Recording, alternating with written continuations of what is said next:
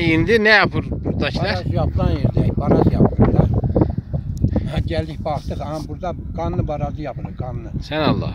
Kanlı baraj yapılacak. Biz de geldik yerine bak. Ve o bizim yayladı mı? Aşağı köy, He, bizim o aşağı bizim yayla. bak. İleride Aha şöyle. şey var. 2 tane çadır var. Rızagil kalır.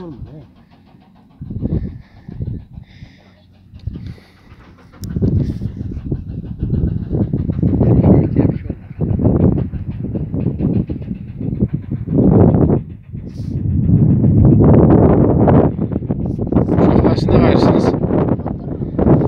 Siz de geldiniz elə mi?